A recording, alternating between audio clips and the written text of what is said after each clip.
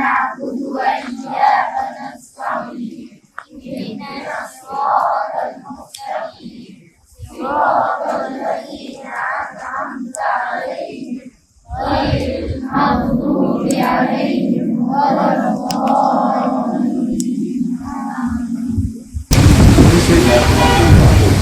اللهم صل على محمد وعلى آل محمد كما صليت على إبراهيم وعلى آل إبراهيم إنك حميد مجيد. اللهم بارك على محمد وعلى آل محمد كما باركت على إبراهيم وعلى آل إبراهيم إنك حميد مجيد. السلام علیکم ورحمۃ اللہ وبرکاتہ. آواز آ رہی سب کو؟ ہاں، لیکن تمہیں خاموشی اختیار کرو، ذرا ساؤنڈ کلیئر رہتا، ٹھیک ہے؟ تو آج ہم سب یہاں پر جمع ہوئے ہیں ایک عظیم ترین بات کرنے کے لیے. اسلامی نئے سال کا آغاز محرم الحرام کے اس مہینے سے ہو جاتا ہے. اکثر یوں ہوتا ہے کہ ہمارے مسلمان معاشرے میں دنیا کے ساتھ قدم ملا کر چلتے ہوئے لوگ اتنا جو ہے دنیا میں مشغول ہو گئے ہیں، اتنا جو ہے اس میں گم ہو چکے ہیں کہ انہیں اسلامی اعتبار سے جو اہم ایام ہیں، اہم مہینے ہیں، یا کہاں سے ہماری اسلامی تاریخ کا آغاز ہوتا ہے، ان سب چیزوں پر توجہ نہیں ہوتی ہے. ہماری ذمہ داری ہے کہ جب کبھی ہمارے سامنے وہ نکات آئیں جن کا تعلق ہماری اسلامی تاریخ سے ہے،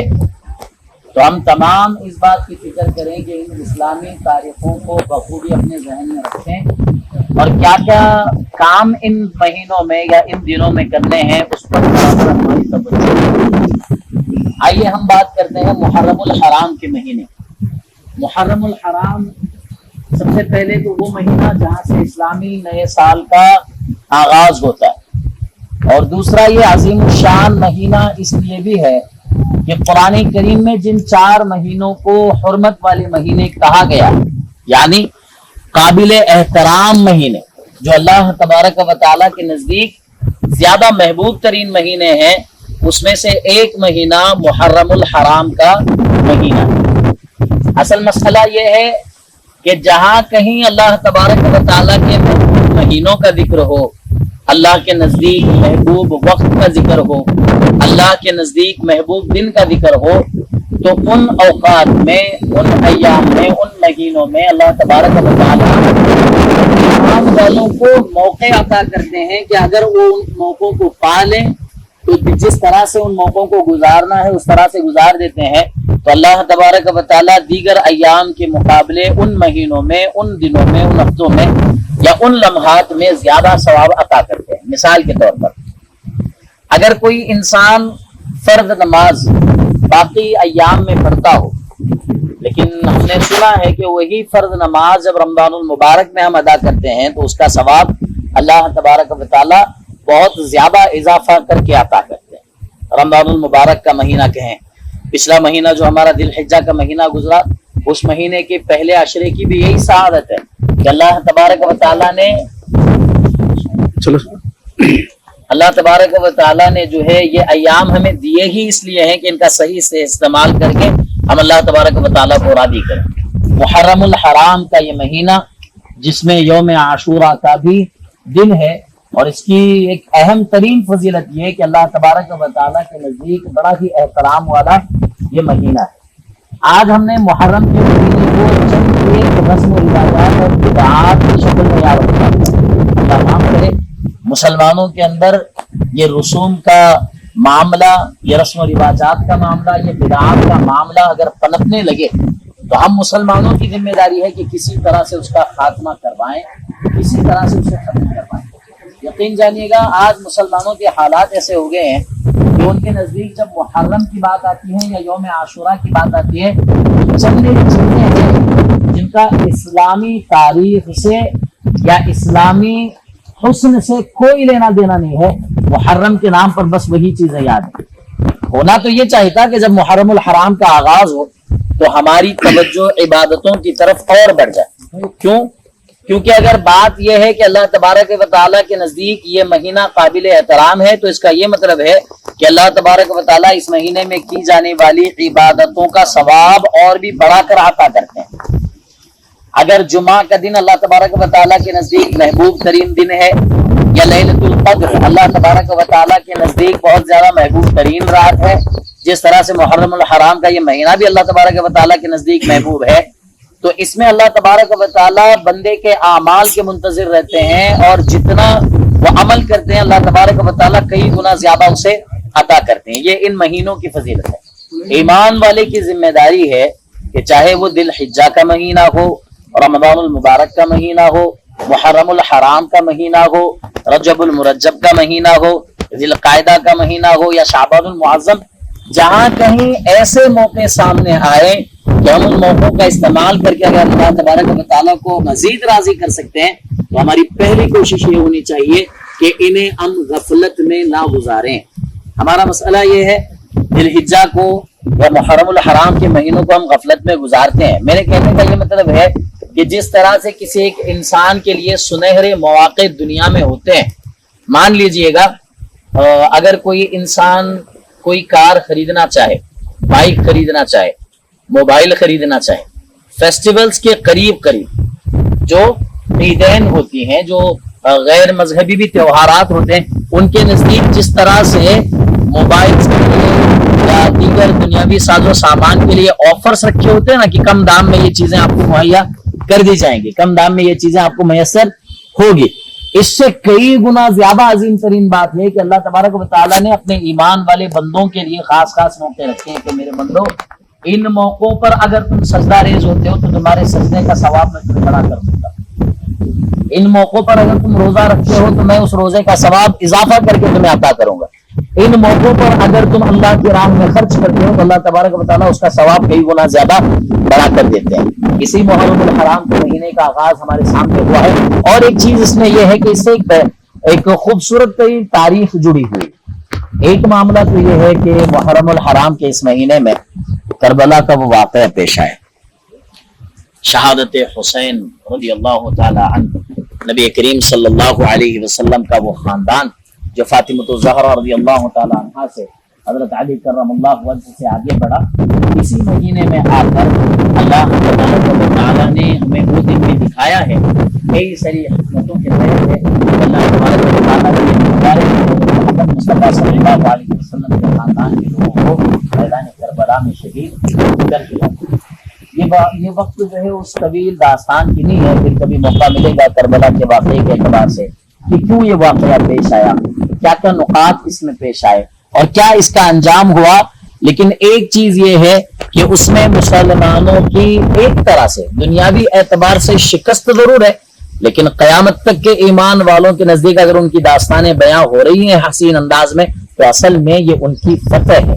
اصل میں یہ ان کی کامیابی ہے۔ ہمیں یہ دیکھنا چاہیے کہ اسلام میں کوئی بھی معرکہ پیش آیا، غزوہ بدر کی ہم نے بات کی 17 رمضان المبارک کو، ہم غزوہ احد کا ذکر کرتے ہیں، غزوہ حنین کا ذکر کرتے ہیں، اس کے علاوہ غزوہ تبوک کا، غزوہ خندق کا، فتح خیبر کا، فتح مکہ کا تذکرہ کرتے ہیں، حضور کی ہجرت کا تذکرہ کرتے ہیں۔ ان تمام واقعات کے ضمن میں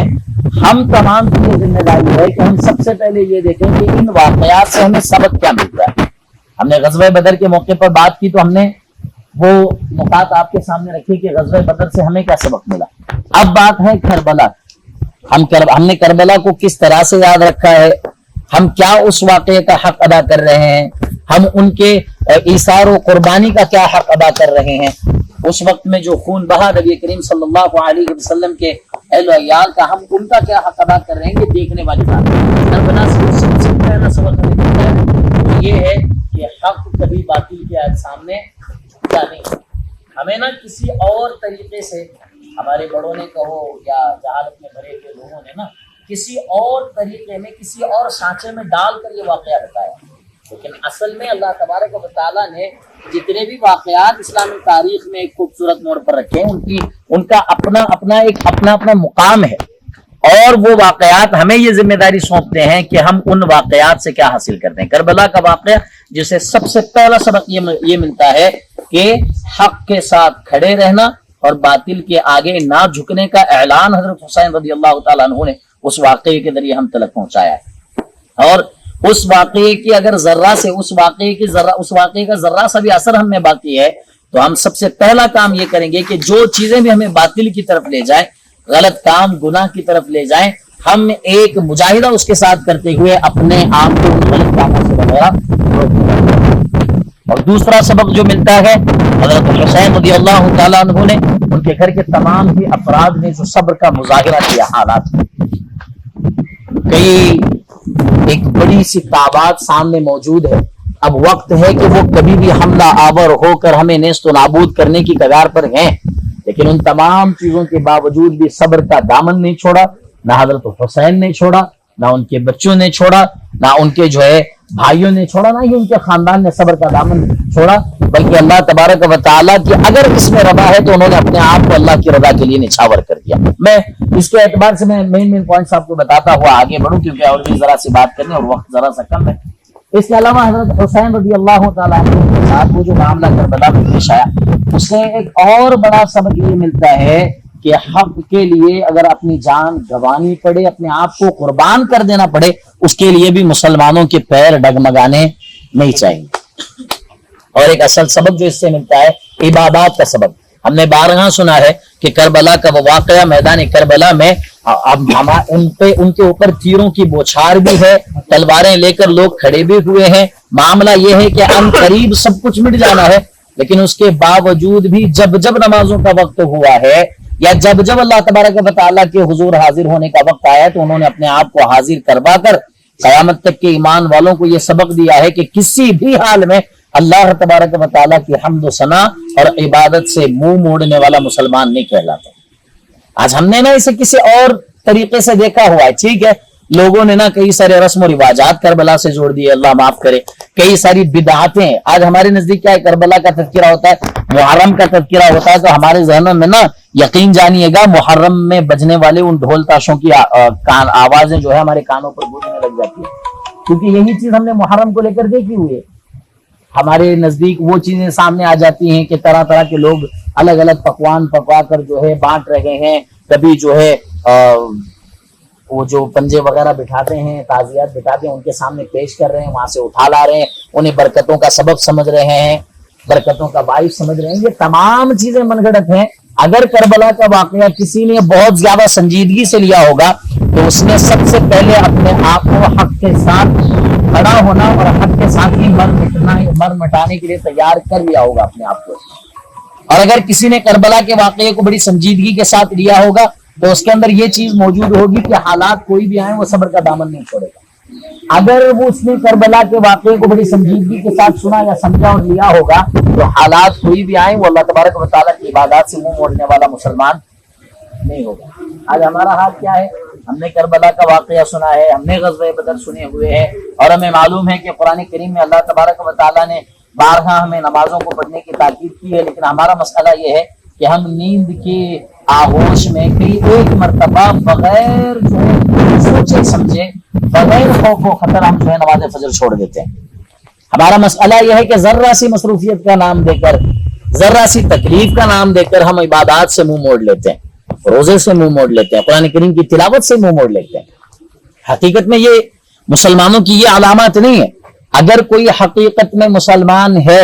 اگر کسی نے محرم کے اس مہینے کا لحاظ رکھا، اگر کسی نے حضرت حسین رضی اللہ تعالیٰ عنہ کی شہادت کا خیال رکھا، ان کے خاندان کے بچے کے مر جانے کا اگر خیال رکھا ہوگا، اور ساتھ ہی ساتھ اسی مہینے میں پیش آیا حضرت عمر فاروق رضی اللہ تعالیٰ عنہ کی اگر انہوں نے شہادت کا خیال رکھا ہوگا، جن مسلمانوں نے ان چیزوں کا خیال رکھا ہوگا ان کی زندگی میں یہ چیز ضرور ہوگی کہ وہ مر جائیں گے لیکن اللہ کی عبادتوں سے پورا ہوگا۔ اگر کوئی انسان آج اگر کوئی مسلمان یہ کہہ دے کہ میں کربلا کے واقعے کو جو ہے سمجھتا ہوں، اسے سنتا ہوں، پھر مجھے اس واقعے سے ایک میرا ایک پرسنل لگاؤ ہے، ایک اٹیچمنٹ ہے اس سے، اس کے علاوہ حضور کی ذات اقدس سے، حضرت عمر فاروق سے، صحابہ اکرام سے مجھے ایک ان سے جو ہے لگاؤ ہے، اگر کوئی مسلمان ایسا کہتا ہے تو اس کا سب سے پہلا ثبوت یہ ہوگا کہ وہ حق پر قائم رہ کر زندگی گزارے گا اور باطل سے دور ہوتے ہوئے ہر قسم کے گناہوں سے اپنے ذات کو بچاتے ہوئے عبادات کے ساتھ زندگی گزارنے والا ہوگا۔ अगर कोई ये भी कहता हो कि मैं हुसैन का चाहने वाला हूं और दूसरी तरफ उसे नमाजों का ख्याल नहीं हो तो वो खाक चाहने वाला है हुसैन का। अगर कोई ये कहता हो कि मैं अली असगर की कुर्बानी का ख्याल रखता हूं और दूसरी तरफ वो रोजा छोड़ देने वाला हो तो फिर उसने खाक ख्याल रखा है उसका। सीधी सी बात है, हम जब कोई चीज सीखते हैं तो उस चीज को सुनने और समझने के अलावा हमारा मसला जब मुसलमान माशरे का यह मसला है कि तमाम दास्तानों को बयान कर देते हैं। इस पर बहस होती है कि करबला में ये चीज हुई थी, वो चीज नहीं हुई थी, इनकी वजह से जंग हुई, उनकी वजह से जंग हुई, ये कसूरवार वो कसूरवार, ये सारी चीजें बयान होती है। लेकिन आखिर में देखने वाली बात बस इतनी है कि किसने उस वाक़े से निकलने वाले असबाब का ख्याल रखा है, किसने उस वाक़े से निकलने वाली इबरत का ख्याल रखा है। सीधी सी बात है ना कि अगर हुज़ूर पाक सल्लल्लाहु अलैहि वसल्लम ने हिजरत की है तो क्यों सरकार दो आलम सल्लल्लाहु अलैहि वसल्लम दीन इस्लाम की बका की खातिर मक्का से अपने वतन अजीज को छोड़कर मदीना की तरफ गए, उस पर तवज्जो होनी चाहिए। कैसे गए हैं, क्या क्या मामला पेश आए, ये हमारे इल्म में हो, अच्छी बात है, लेकिन क्यों गए हैं, क्या वजह थी, क्या चाहा नबी करीम सल्लल्लाहु अलैहि वसल्लम, उस पर जिसकी तवज्जो होती है ना, यकीन जानो वो मुसलमान कहलाता है जो अल्लाह की रज़ा के लिए जिंदगी गुजारता है। अल्लाह तबारक व तआला की बारगाह में दुआ करें कि अल्लाह ताला सबसे पहले इस्लामी तारीख में पेश आने वाले हर एक वाक़े से जो असबाब निकलते हैं, जो इबरतें निकलती हैं, जो सबक मिलते हैं, उन तमाम पर हम तमाम को 100% अमल पैरा होने की अल्लाह तबारक व तआला हम तमाम को तौफीक नसीब फरमाए। मुहर्रमुल हराम का ये महीना,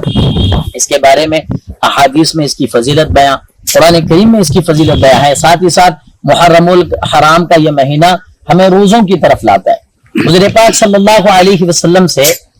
एक सहाबी ने पूछा कि या रसूलुल्लाह सल्लल्लाहु अलैहि वसल्लम, अगर मैं रमजानुल मुबारक के अलावा कोई और रोजा रखना चाहूं जो फजीलत में बड़ा हुआ हो तो मैं कौन सा रोजा रखूं? तो हुज़ूर पाक सल्लल्लाहु अलैहि वसल्लम ने जवाब दिया कि तुम रमजानुल मुबारक के अलावा कोई रोजा ऐसा रखना चाहो कि जो अल्लाह की रज़ा का हकदार बनाए तुम्हें, तो तुम मुहर्रम के रोजा रखा करो, यौम आशूरा।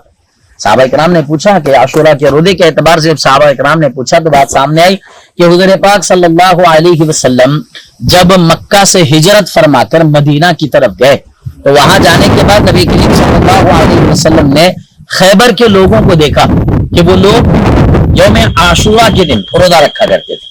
जब हुज़ूर पाक सल्लल्लाहु अलैहि वसल्लम ने पूछा कि इस दिन रोजा रखने की क्या वजह है, तो उन लोगों ने कहा कि ये वही दिन है जिस दिन हजरत मूसा अलैहिस्सलाम को और उनके लोगों को फिरौन की उस कहर से निजात दिलाई अल्लाह तबारक व तआला। उसकी शुक्रगुजारी में हजरत मूसा अलैहिस्सलाम ने वो रोजा रखा। फिर हम उसी को कंटिन्यू करते हुए हम जो है मूसा अलैहिस्सलाम के उस वाक़े को मद्देनजर रखते हुए हम ये रोजा रखते हैं। हुज़ूर पाक सल्लल्लाहु अलैहि वसल्लम ने कहा कि अगर बात हजरत मूसा अलैहिस्सलाम की है तो तुमसे ज्यादा हकदार हम हैं कि रोजा रखें। इसलिए हुज़ूर पाक सल्लल्लाहु अलैहि वसल्लम ने सहाबा इकराम से कहा कि तुम भी यौम आशूरा का रोजा रखो। लेकिन हो क्या रहा है कि एक ही रोजा रखने की वजह से ये अमल जो है, ये रोजा उन खैबर के यहूदियों के साथ मिल रहा है। तो हुजूर ने क्या किया कि एक और रोजे का इजाफा किया। तुम 10 को तो रोजा रखो ही रखो, 9 को रखो, अगर 9 को ना हो पाए तो 11 का रखो, 9-10 रखो या 10-11 रखो, लेकिन एक रोजे का इजाफा करो ताकि हमारा ये अमल यहूदियों के अमल से मुशाबिहत ना इख्तियार कर ले, मतलब सिमिलर काम ना हो जाए, एक ना हो जाए, क्योंकि उनसे हमारा काम हटके होना चाहिए। यानी हुज़ूर पाक सल्लल्लाहु अलैहि वसल्लम ने जब इबादत की भी बात आई तो नबी करीम सल्लल्लाहु अलैहि वसल्लम ने इस बात को पसंद नहीं किया कि किसी और कौम के काम के साथ, किसी और की इबादत के साथ अपनी इबादत को मिलाएं। लेकिन अल्लाह माफ करे, आज क्या हो रहा है, मुहर्रम के नाम पर जो हरकतें होती हैं, जो ढोल ताशे बजते हैं, जो सवारियां उठती हैं, लोग जो ये जो नौजवान तबका हमारा दीवाना वार उन काफिलों के पीछे चलता है, ये सारी की सारी चीजें अगर आप गौर करके देखो तो ये सारी चीजें गैरों के मामलात से, उनके त्योहारों से मेल खाती हुई नजर आती है। देखने, सोचने, समझने से सीधा पता चलता है कि हम जो कर रहे हैं वो सही है या गलत है, लेकिन उसके बावजूद भी हमारा मुसलमान तबका इस चीज को मानने को तैयार नहीं। एक वक्त था कि मुहर्रम की ऐसी झलकियां जो गैरों के त्योहारों से मेल खाती वो कम होती आ रही, लेकिन आज अल्लाह माफ करे हमारा नौजवान तबका नाचने गाने की तरफ इतना जो है اتنا اس کی طرف مایوس ہوا ہے وہ خود کھڑا ہو کر کہ اگر کسی کو لحاظ ہے محرم الحرام کے مہینے کا تو اس کی عبادتوں میں وہ بات ہوگی. اگر کسی کو خیال ہے شہادت حسین شہادت عمر فاروق کا تو اس کی عبادتوں میں وہ بات ہوگی. اس کے اخلاق میں ان جیسے اخلاق کو جو ہے ہم دیکھیں گے اور ساتھ ہی ساتھ وہ پیش کریں گے اس طرح سے کہ ان واقعات میں ہمارے اکابرین نے یوں گردنیں کٹائی ہیں, یوں اپنا خون بہایا ہے, تو ان کے خون بہانے کو, ان کی گردنیں کٹانے کو ہم اس طرح سے ضائع نہیں کریں گے. اور ہوگا یہ کہ ان تمام چیزوں کو مد نظر رکھتے ہوئے ہم ہمیشہ حق کے ساتھ کھڑے ہوں گے, ہر معاملے میں صبر کا مظاہرہ کریں گے اور ہر ایک سچویشن میں اللہ تبارک و تعالیٰ کی لازم کردہ جو ہم پر عبادتیں فرض ہیں ان تمام عبادتوں کو انجام دیتے ہوئے آگے بڑھیں. یوں تو یہ داستانیں, یہ باتیں بڑی طویل ہیں انشاءاللہ تعالیٰ. جیسے جیسے آپ کی کلاس میں الگ الگ پیریڈس ہوتے ہیں کربلا کے واقعے کے اعتبار سے یا اس سے نکلنے والے اسباب کے اعتبار سے, اور مزید آپ کے سامنے انشاءاللہ تعالیٰ یہ چیزیں بیان ہوں گی. اللہ تبارک و تعالیٰ کی بارگاہ میں دعا کریں کہ اللہ تعالیٰ ہم تمام کو سب سے پہلے ان تمام چیزوں پر بخوبی توجہ کرنے کی توفیق دے. جو اسباق واقعات سے نکلتے ہیں ان تمام پر بخوبی عمل پیرا ہونے کی توفیق دے, اور ان تمام واقعات کی نوعیت کو اصل معیار میں سمجھنے کی اللہ تعالیٰ ہم تمام کو توفیق نصیب فرمائے. اور جب بھی 8th اور 9th اور 10th میں جب پریڈ ہو تو ایک مرتبہ یاد ضرور دلائیں کہ ان تمام چیزوں پر, کیونکہ وقت کم ہے تو میں اپنی بات مکمل کرتا ہوں, یاد ضرور دلائیں کہ ان تمام چیزوں پر اور وضاحت سے بات کرنے کا استاد آپ نے وعدہ کیا ہے انشاءاللہ تعالیٰ. اس وعدے کو پورا کرتے ہوئے آپ کے سامنے کربلا کے واقعے کے اعتبار سے اور محرم سے جڑی ہوئی اور بھی باتوں کے اعتبار سے آپ کے سامنے مزید وضاحت کے ساتھ یہ گفتگو رہے گی انشاءاللہ تعالیٰ. جب تک محرم کا مہینہ چلتا ہے یہ گفتگو آپ کے ساتھ ہوتی رہے گی. اللہ تبارک و تعالیٰ کی بارگاہ میں دعا ہے کہ اللہ تعالیٰ ہم تمام کو جو ہے کہنے سننے سے علامت کی توفیق نصیب فرمائے. سبحان اللہ و بحمدہ سبحانک اللہم و بحمدک